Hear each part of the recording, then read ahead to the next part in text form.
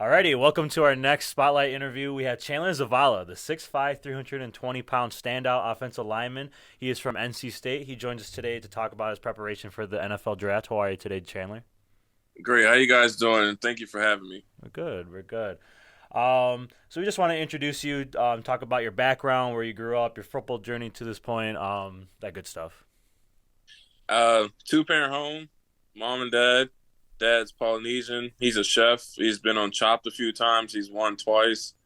Mom's Nice. Nigerian. She works in the medical side of a hospital and stuff and helps medical students choose their profession and concentration.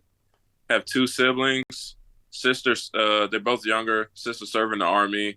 And then my little brother, he's actually going to start getting into football this coming up summer. And then my sports, mainly when I was young, were soccer and basketball. I didn't play football until my senior year of high school. And the reason why I got into that was because of my grandparents passed away from lung cancer and cardiopulmonary disease. And they were big football fans. So that's why I decided to give football a shot. And then also the head coach at my high school was recruiting me a lot at the time. So then played 1 year, went to Fairmont, and then I was there for 4 years. I got All-American and first team when I was playing there. And then during the COVID year, I didn't play at all. So that's what had led me to NC State these past couple of years.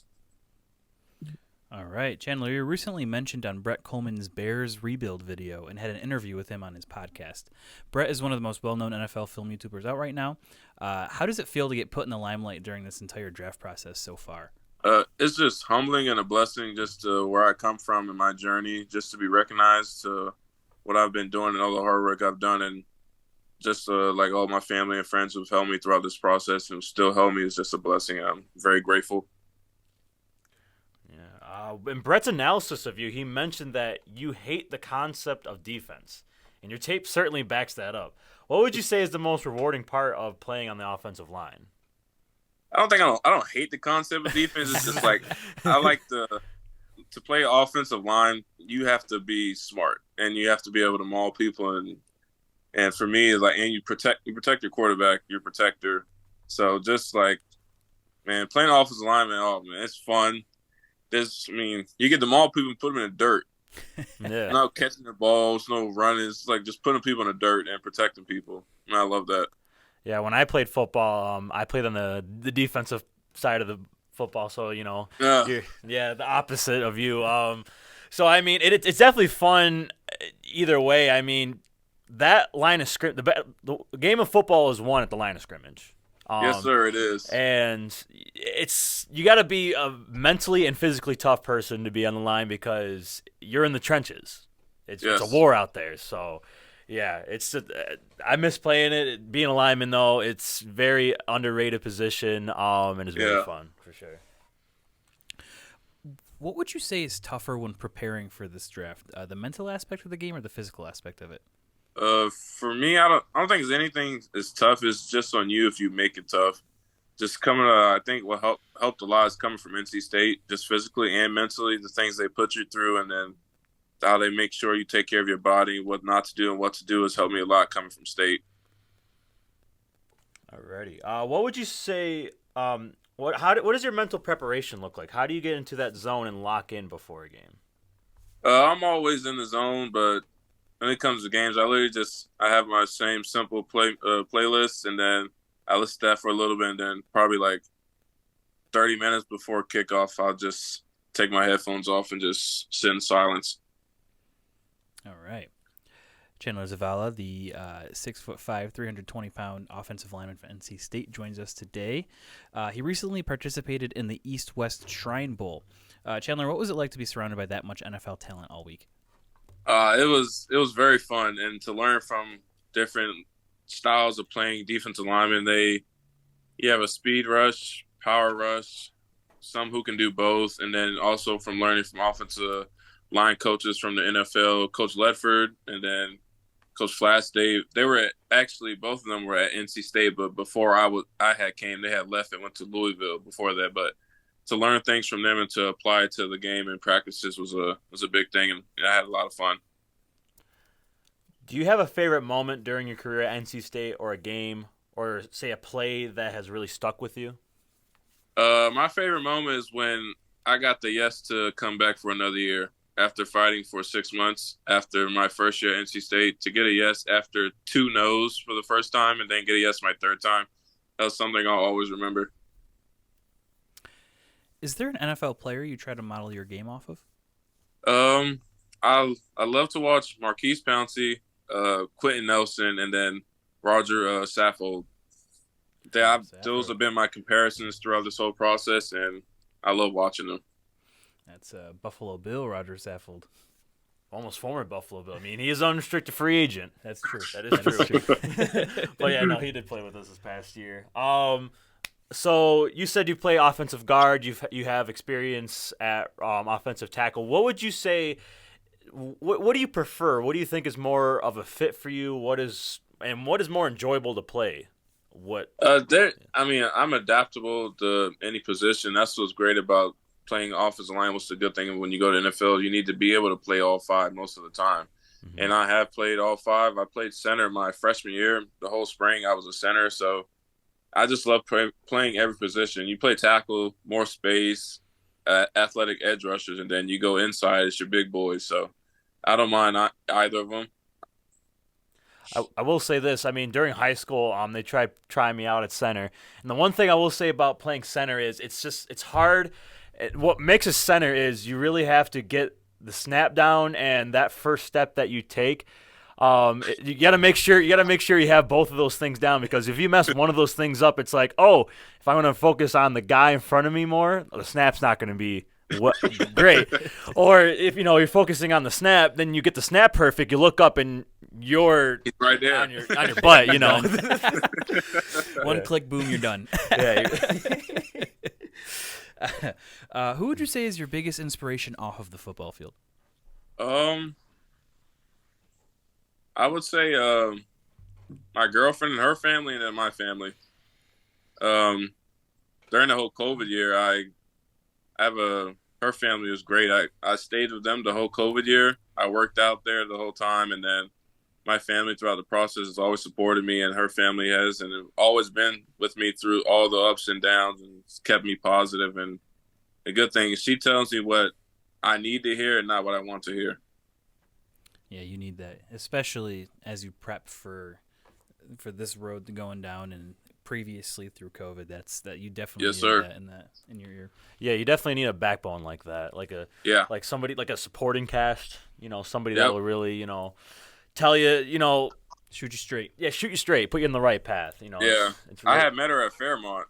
And then when I went to state, she followed me. She came with me. Oh, that's a ride or die right there. Yeah. She was a volleyball player, so I got lucky. There you go. Nice. What is a potential NFL team getting out of you as a player and as a person? I think I've been, as a player, I've been described as a mauler, but I think I've shown I'm very athletic. And then when it comes to pro day, I'm going to just show everyone I'm very athletic for my size and weight. I mean, I'm 320 at 19% body fat. So it's insane.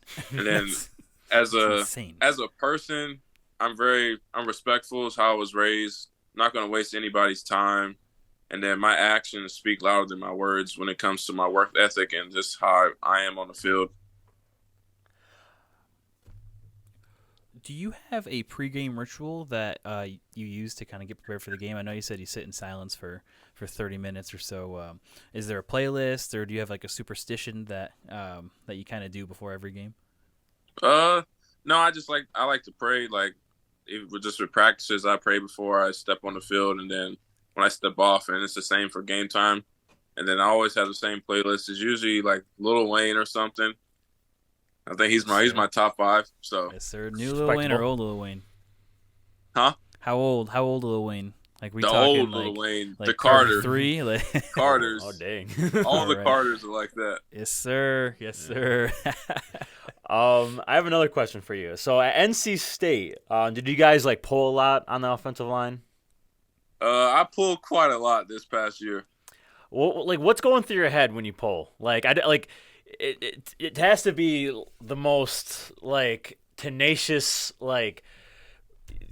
like you're about to kill somebody. You're about to kill somebody. Like it's and I help out with like Niagara Falls football, their high school program a little bit, and with their like offensive line here and there, and just when Speaking of Niagara, my sister's older brother went to Niagara University. Really? Niagara University. What? Yeah, Dominic Robb. Okay. All right. Yeah. We're about 5 minutes from Niagara University. That's awesome. Okay. Yeah, he was there for a while. We're technically in Niagara Falls. We're stationed in Niagara Falls, but I mean, we tell people we're from the Buffalo area. But people know Buffalo. People don't really know Niagara Falls. Oh, you're in Canada?